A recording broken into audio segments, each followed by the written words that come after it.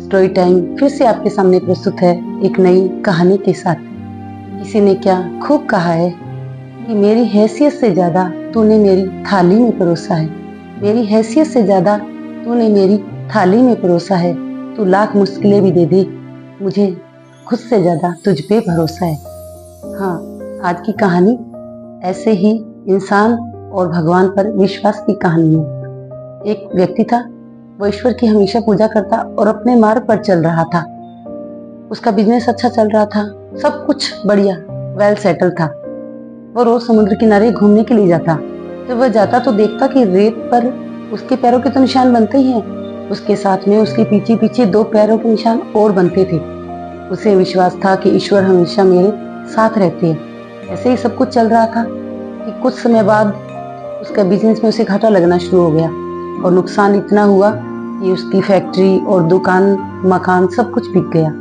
लोगों ने उसे ताना देना शुरू कर दिया, यहाँ तक कि घर वालों ने भी साथ छोड़ दिया। नाते रिश्तेदार सबकी नज़र में वो बुरा हो गया, बड़ा दुखी हुआ। इस तरह वो कई दिनों तक समुद्र किनारे जा भी नहीं पाया। कुछ समय के बाद वो एक दिन फिर समुद्र किनारे घूमने के लिए गया। तब देखता क्या है कि वहाँ आज उसके केवल उसके ही पैरों के निशान हैं। 2 पैरों के निशान थे, हमेशा 4 बनते थे, लेकिन इस बार 2 ही निशान थे। वो बहुत दुखी हुआ कि नाते रिश्तेदारों ने, परिवार ने तो सबने साथ छोड़ दिया, लेकिन मुझे ईश्वर पे विश्वास था। अब मुझे पता चला कि बुरे वक्त में ईश्वर ने भी मेरा साथ छोड़ दिया है। उसने चिल्लाकर भगवान से कहा कि हे भगवान, मुझे लगता था तू हमेशा मेरे साथ है, लेकिन अब तूने भी मेरा साथ छोड़ दिया है। मैं किसके सहारे रहूं? यदि ये 2 पैरों के निशान मेरे हैं तो तेरे कहाँ हैं? और यदि पैरों के निशान तेरे हैं तो मेरे कहाँ हैं? बड़ा दुखी हुआ और रोने लगा।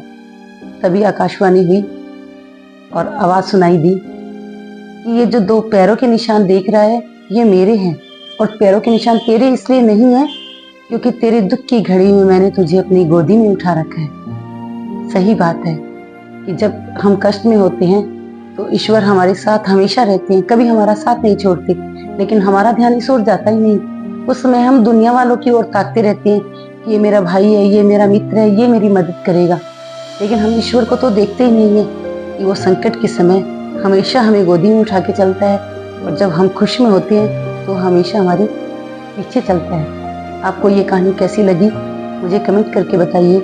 इसी तरह की कहानियों के लिए मेरे चैनल को लाइक कीजिए, सब्सक्राइब कीजिए। धन्यवाद।